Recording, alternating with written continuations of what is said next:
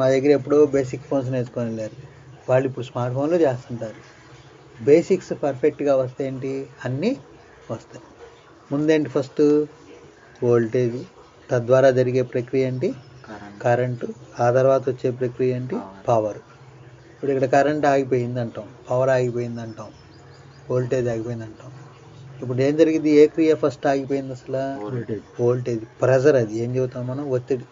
ఇప్పుడు మనకి వైర్ పట్టుకున్నాం అనుకో, షాక్ కొట్టట్లా, షాక్ ఎట్లా కొడుతుంది, నెడుతుంది కదా, అంటే ఏంటి అది ప్రెజరేగా, ఒత్తిడే కదా. అది ఆ ఒత్తిడికి ఏమైంది అంటే ఈ ఎలక్ట్రానిక్ పరికరాల్లో ఏమవుతుందంటే ఎలక్ట్రాన్లు ప్రవహిస్తాయి. ప్రతి చోట ఏముంటుంది, ఎలక్ట్రాన్లు, ప్రోటాన్లు, న్యూట్రాన్లు ఉంటాయి. వాటిలో ఎలక్ట్రాన్ల ప్రవాహాన్ని కరెంట్ అంటాం. ఎలక్ట్రాన్ల ప్రవాహాన్ని ఏమంటారు, కరెంట్ అంటాం. అవును కదా. అదే నీటి ప్రవాహాన్ని ఏమంటాం, కాలువ, నది, అట్లా చదువుతుంటాం కదా. ఇప్పుడు మనకేంటి ఎలక్ట్రాన్ల ప్రవాహమే కరెంట్. ఎలక్ట్రాన్లు ఎప్పుడు ప్రవహిస్తాయి, ప్రతి వస్తువులో ప్రెజర్ రావాలి, అంటే వోల్టేజ్ రావాలి. అంటే ఫస్ట్ స్టెప్ వోల్టేజ్, రెండో స్టెప్ కరెంట్. ఇప్పుడు మనకి ఇక్కడ వోల్టేజ్ ఆగిపోయింది, ఇప్పుడు మనకి ఫ్యాన్ తిరగట్లేదు కదా, వోల్టేజ్ రాగానే ఏమైంది, ఫ్యాన్ తిరుగుద్దిగా. అప్పుడు అందులో ఏమైనట్టు, ఆ ఫ్యాన్లో కరెంటు ప్రవహించినట్టు. ఓకేనా. కరెంటు ప్రవహించగానే ఏం జరుగుద్ది, అక్కడ వేడి వస్తుందిగా, కొంత వేడి వచ్చినప్పుడు ఏమైంది, హీట్ రూపంలో ఏమవుతుంది, పవర్ ఖర్చు అయింది. హీట్ రూపంలో పవర్ ఖర్చు అయింది. అది ఖర్చు పవర్. అది ఏంటిది, మనం బల్బులు అవి ఉన్నప్పుడు 40 వాట్ 100 వాట్ అట్లా చదువుతుంటారు. అంటే ఏంటి అర్థం, అంత పవర్ ఖర్చు పెట్టింది బాబు అనేది కదా. అది అటు వోల్టేజ్, కరెంటు, పవర్. అటు ఫస్ట్ ఏదనుకోవాలి, వోల్టేజ్, తద్వారా వచ్చేది కరెంటు, తద్వారా జరిగేది పవర్. వోల్టేజ్ అంటే ప్రెజర్, సింపుల్. దీన్నే మేము ఎలక్ట్రానిక్స్ పాఠం కాలేజీల్లో 2 ఏళ్ల కోర్సులు అయితే 1 వారం చదువుతాం. మనకు అంత అక్కర్లేదు కదా, minimum knowledge. Voltage pressure, current ఎలక్ట్రాన్ల ప్రవాహం, పవరు ఖర్చు. ఏ రూపంలో ఖర్చు అవుతుంది, వేడి రూపంలో. మన సెల్ ఫోన్లో వేడి రావట్లా, ఏ పరికరం పని జరిగినా ఏమైంది, వేడి వచ్చింది, ఆ వేడే పవర్ ఖర్చు. ఓకేనా. ఇది ఈ 3 గుర్తుంటాయా. అలాగే వీటికి కొంచెం యూనిట్స్. వోల్టేజ్ని వి అక్షరంతో చూపిస్తాం, విలువ ఎందులో ఉంది, వోల్ట్స్లో ఉంది. కరెంట్ని ఏ అక్షరంతో చూపించాం, ఐ, విలువ ఎందులో చెప్పాం, యాంపియర్స్. ఇంకా ఏం చెప్పారు, మిల్లీ యాంపియర్స్. మీరు బ్యాటరీలు కొలిచారు కదా, అంటే 1000 అయితే 1/1000 అయితే మిల్లీ అంటాం. అలాగే పవర్ని ఎందులో చెప్పాం, వాట్స్. ఏం చెప్పాం, వాట్స్. ఓకేనా. అంటే బేసిక్గా ముందు అసలు వోల్టేజ్, కరెంట్, పవర్ అంటే అర్థమైందా. ఒత్తిడి అనగానే ఏం గుర్తు రావాలి, వోల్టేజ్. ఆ ఒత్తిడికి ఏం జరుగుద్ది, ఆ పరికరాల్లో ఎలక్ట్రాన్లు ప్రవహిస్తాయి. సెల్ ఫోన్లో ఏం రకరకాల వస్తువులు ఉన్నాయి, ఫ్యాన్ అయితే ఫ్యాను, బల్బ్ అయితే బల్బు, సముదాయం అయితే సముదాయం, అట్లా. అక్కడ వేడి రూపంలో ఖర్చు అయ్యేదాన్ని పవర్, వాట్స్ అంటాం. ఓకేనా. ఇప్పుడు మీరు సెల్ ఫోన్ బ్యాటరీలు గమనించారు, బ్యాటరీలకి నార్మల్ వోల్టేజ్లు చెప్పుకున్నాం కదా, ప్రెజరే కదా నార్మల్ వోల్టేజ్ అంటే. మన నోట్లో పెట్టుకున్నాం అనుకో ప్లస్ని, జిమ్ అందగా, ఏంటది, ఒత్తిడి, ప్రెజర్, ఎలక్ట్రాన్ల ప్రవాహం. మన నాలుకలో కరెంట్ పాస్ అయింది, ఏమైంది, అదే ప్లస్ మనకి చర్మం దగ్గర పెట్టుకుంటే పాస్ తెలిసిద్దా, ఎక్కడ పెట్టుకుంటే తెలిసిద్ది, ప్లస్ నాలుక మీద పెట్టుకుంటే తెలిసింది. ఎందుకని అక్కడ సున్నితం కాబట్టి ఆ ప్రెజర్ అక్కడ ఉంటుంది. అంటే తక్కువ వోల్టేజ్కి చెయ్యి దగ్గర స్కిన్ ఏమి రెస్పాన్స్ అవ్వాలి, అక్కడ సున్నితం కాబట్టి ఏం చేసింది, మనకి తక్కువ వోల్టేజ్ అయినా సరే మనకు ప్రెజర్ తెలిసింది. ఇప్పుడు సెల్ ఫోన్లో ముందు బ్యాటరీల గురించి నేర్చుకున్నాం కదా, ఈ 3 మనకు అక్కడే కదా వచ్చింది. సెల్ ఫోన్లో స్టాండర్డ్ వోల్టేజ్ ఏం చెప్పుకున్నాం, 3.6 వోల్ట్స్, 3.7 వోల్ట్స్. ఈ బేసిక్ ఫోన్స్, కీప్యాడ్ ఫోన్. అదే స్మార్ట్ వచ్చేటప్పటికి ఏమొచ్చింది, 3.8 వోల్ట్స్ చూపించింది, 3.8 వోల్ట్స్. ఓకే. అది అలాగే వీటికి లిమిట్ ఎక్కడ పెట్టారు, ఇంతవరకే ఛార్జ్ అయ్యి ఆగిపోవాలని. కీప్యాడ్ ఏమో 4.2 వోల్ట్స్కి పెట్టారు. స్మార్ట్ ఫోన్స్ ఏం చేశారు, 4.35కి పెట్టారు, కొన్ని 4.4 వోల్ట్స్కి పెట్టారు. వోల్ట్సే కదా అది. 4.4 వోల్ట్స్ రాగానే ఏమైంది, 100% ఛార్జ్ అయినట్టు. ఓకేనా. 3.8 అనగానే దానికి 0% లెక్క. 3.8 3.9 అంటే ఏంటి అర్థం, 0%లో ఉన్నట్టు లెక్క. ఓకేనా. అది అలాగే దానికి కరెంట్ రేటింగ్లు కూడా చూసారుగా. బేసిక్ ఫోన్స్ అన్ని 1000, 1200, 1500 లోపు ఉన్నాయి. ఇవి వచ్చేటప్పుడు స్మార్ట్ ఫోన్ వచ్చేటప్పటికి ఏంటి 3000 milli amps, 4000 milli amps, 5000 milli amps. ఈ మూడిట్లో ఏది ఎక్కువ పవరు? 5000. హెచ్ వేసుకుంటాం. Power is equal to voltage into current. ఇప్పుడు మీరు హెచ్ వేశారు, ఏమొచ్చింది? హెచ్ వేసుకున్నప్పుడు వోల్టేజ్ని కరెంట్ హెచ్ వేయటమే కదా. ఇప్పుడు 3.7 volts ఉన్న బ్యాటరీ ఉంది, కరెంట్ ఎంత ఉంది?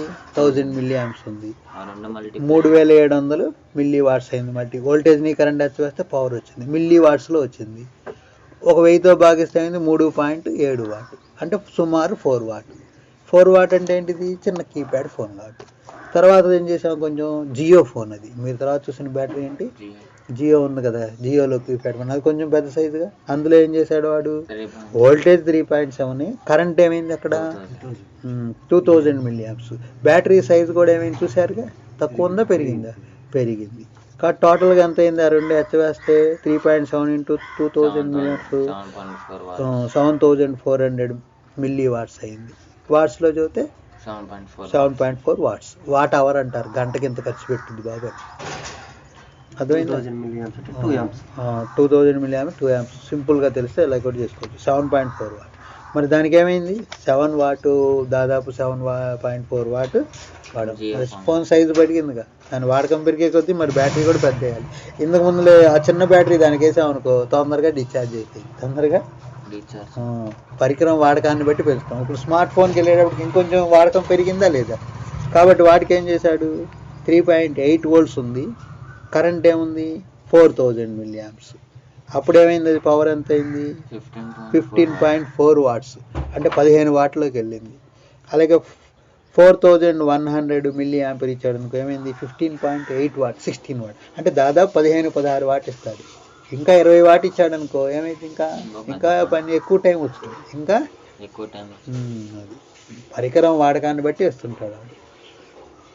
ఇప్పుడు ఇది 15 వాట్, దానికి 7 వాట్ బ్యాటరీ వేసామనుకో నడుచుద్దా? జస్ట్ అలా ఆన్ అయ్యి ఆఫ్ అయిపోతుంది.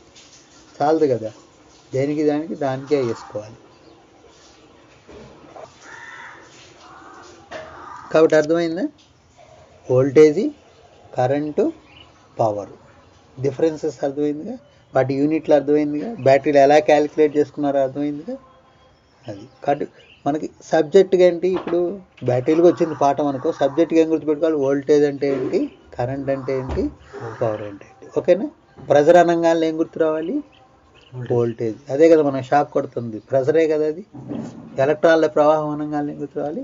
కరెంటు. నీటి ప్రవాహం గుర్తొస్తే చాలు, అది నీటి ప్రవాహం. ఇదేంటి? ఎలక్ట్రాన్ల ప్రవాహం. నెక్స్ట్ ఏంటి? ఆ రెండింటి వల్ల జరిగేది ఏంటి? హీట్ జనరేట్ అయ్యి ఖర్చు, పవర్. ఓకే. అది ఇప్పుడు ఫోన్ మీద మనకి వోల్టేజీ, కరెంట్ ఇచ్చాడు, పవర్ వాడి క్యాలిక్యులేట్ చేసి ఇవ్వలేదు. ఏం చేయాలి మనం? 2 ఇంటూ వేసుకుంటే వచ్చేసింది కదా, అది కూడా మీకు అట్లా. ఓకేనా? మనకు 1, 2 తెలిస్తే 3వది కనిపెట్టచ్చు కదా ఫార్ములా. ఓకేనా? వోల్టేజీ, కరెంట్, పవర్ అర్థమైందా? ఈ వోల్టేజీ పెరిగిందనుకో ఏమైంది? కరెంటు పెరుగుద్ది. వోల్టేజ్ తగ్గిందనుకో కరెంటు కానీ ఇప్పుడు నీ సెల్ ఫోన్ బ్యాటరీలో వోల్టేజీ పెరిగిందా? అన్నిటికీ ఒకటే వోల్టేజ్ ఇచ్చాడు కదా, వాడేం మార్పు చేశాడు? కరెంటును మార్పు చేశాడు. కరెంటును మార్పు చేయటం వల్ల పవర్ మారింది. అన్నిటికీ వోల్టేజ్ సేమే కదా, 3.7 ఆర్ 6, 3.8 ఆర్ 3.5 ఒకటే కదా దాదాపు. ఎక్కడ మారింది నీకు? కరెంటు మారుతూ పవర్ని మార్చాడు. అది మన ఇంట్లో అయితే ఏంటి? వోల్టేజ్ సేమ్, మనం పరికరాలు మారే కొద్దీ పవర్ మారుద్ది, పరికరాలు మారే కొద్దీ అవి డ్రా చేస్తాయి. ఓకేనా? Voltage, current, power. ఇక్కడ బ్యాటరీ సైజు పెరిగితే ఏమైంది? కరెంటు పెరిగినట్టు, తద్వారా పవర్ కూడా పెరిగింది. అంతే కదా, కరెంట్ పెరిగితే తద్వారా పవర్ పెట్టినట్టు. వోల్టేజ్ సేమ్ వోల్టేజ్లో ఎక్కువ ప్రెజర్ వచ్చింది, సేమ్ వోల్టేజ్లో. దానికి లోపల మెటీరియల్ రెసిస్టెన్స్ అని ఉంటుంది. కంట్రోల్ ఏముంటుంది? రెసిస్టెన్స్ అంటే నిరోధం ఏంటి? ఏంటి అర్థం? నిరోధం. విలువని ఓమ్స్లో చెప్తాం. ఏం చెబుతారు? ఓమ్స్. ఏం చెబుతాం? ఇది మనకి మీటర్తో చెక్ చేసే రెండు ఎక్కువ. కరెంటుని పవర్ని మనం మీటర్తో చెక్ చేసే అవసరం కలగదు. వోల్టేజ్ని బట్టే మనం ఫార్ములా ఫాలో అయిపోతాం. ఎక్కువ వోల్టేజ్ ఉందా, తక్కువ వోల్టేజ్ ఉందా. రెండోది ఏంటి? రెసిస్టెన్స్. ఈ ఓమ్స్ను కొలవటం వల్ల సర్క్యూట్లలో అసలు ఈ సర్క్యూట్ యొక్క పరిస్థితి ఏంటో మనం తెలుసుకుంటాం. సర్క్యూట్ బాగుందా, సర్క్యూట్ బాగోలేదా, అలాగే వస్తువు బాగుందా, వస్తువు బాగోలేదా. ఇప్పుడు రెసిస్టర్లు, కెపాసిటర్స్, కాయిల్స్, డయోడ్స్, ట్రాన్సిస్టర్లు ఉన్నాయి కదా. కొన్ని వస్తువులు కొలిచి చెక్ చేయలేము పెద్ద సర్క్యూట్ అయితే. ఇండివిజువల్ వస్తువుల వరకు ఏం చేయొచ్చు మనం? ఇండివిజువల్ వస్తువుల వరకు ఏం చేయొచ్చు? మీటర్లో ఓమ్స్ ద్వారా బాగుందో లేదో చెప్తాం. ఓమ్స్ ద్వారా అది. కాబట్టి ఇప్పుడు మీరు ఈ నాలుగోది ఏం గుర్తుపెట్టుకోవాలి? రెసిస్టెన్స్. ఏంటి? నిరోధక శక్తి. దాని పేరేంటది? ఆపబడేది. ఏంటండి? ఆపుద్ది. కరెంటుని పెంచుకుంటాం, తగ్గింది. వోల్టేజ్ సేమ్ ఉంది కదా మనకి. ఎక్కడన్నా 3.7 కన్నా తక్కువ వోల్టేజ్ కావాలి, 4 volts కన్నా తక్కువ వోల్టేజ్ కావాలి. ఫుల్ ఛార్జ్ అయితే ఎంత ఉంది వోల్టేజ్? 4.2. కానీ నాకు 4 అవసరం అనుకో, ఆ 0.2 volts తగ్గియాలిగా. 0.2 volts ఏం చేయాలి మనం? అప్పుడు ఉపయోగపడే వస్తువే రెసిస్టర్. ఏంటర్థం? ఆ రెసిస్టర్ ద్వారా 0.2 volts తగ్గించి, ఇప్పుడు ఒక రెసిస్టర్ ఉందనుకో, దానికి 4.2 volts ఇస్తే పక్కకి ఏమొచ్చుద్ది? 4 volts వచ్చేటట్టుగా దాని విలువను డిసైడ్ చేసి వేస్తారు సర్క్యూట్ని బట్టి. ఆ డిసైడింగ్ ఇప్పుడు మీకు అంత అవసరం ఉండదు. రెసిస్టర్ అనేది ఏంటి? వోల్టేజ్ని తగ్గించుకుంటానికి వోల్టేజ్ తగ్గడం వల్ల తద్వారా ఏమైంది? కరెంటు కూడా తగ్గిపోయిద్ది కదా. ఎందుకంటే ప్రెజర్ తగ్గితే ఏమైంది? కరెంటు కూడా తగ్గిపోయింది. అది గుర్తుపెట్టుకోండి. ఇప్పుడు రెసిస్టర్ కరెంట్ 4 volts ఉంది. 4 volts రెసిస్టర్ వాడి 4.2 volts ఫుల్ ఛార్జ్. నాకు 3.6 volts కావాలి. ఏం కావాలి? ఎంత తగ్గియాలి? అక్కడ దాదాపు 0.6 volts తగ్గియాలి. దానికోసం ఏం చేస్తారు? ఒక రెసిస్టర్ని చేస్తారు. అది ప్రధానంగా రెసిస్టర్ అనబడే వస్తువు ఏంటి? వోల్టేజ్ని తగ్గించుకోవడానికి వాడతాం. తద్వారా ఏమైంది? కరెంట్ అక్కడ ఒకే వోల్టేజ్ అన్ని చోట్ల అవసరం ఉండదు కదా. సర్క్యూట్లోకి వెళ్ళినప్పుడు జరిగే పని ఇది. సర్క్యూట్లో రకరకాల వస్తువులు ఉన్నాయి కదా. ఆ వస్తువుల్లో ఒక రెసిస్టర్ గురించి ఇప్పుడు నీకు చెప్పా. ఒక్కో దాని పైన ఒక్కోటి అర్థమవుతుంది. ముందు మినిమం రెసిస్టర్. కాబట్టి మనకి ఎలక్ట్రానిక్స్లో ప్రధానంగా 4 గుర్తుపెట్టుకోవాలి: voltage, current, power, resistance. Resistance అంటే అచ్చం రెసిస్టర్ అనే కాదు, నిరోధక శక్తి అని అర్థం. ఆ రెసిస్టెన్స్ రకరకాల వస్తువుల ద్వారా కూడా వచ్చింది. అందులో వన్ వస్తువు ఏంటంటే రెసిస్టర్. రెసిస్టర్ అంటే ఏంది? నిరోధక శక్తి. వోల్టేజ్ని తగ్గించుద్ది ప్రధానంగా, తద్వారా కరెంటు కూడా తగ్గుద్ది. ఓకేనా? ఇది గుర్తుపెట్టుకోవాలి.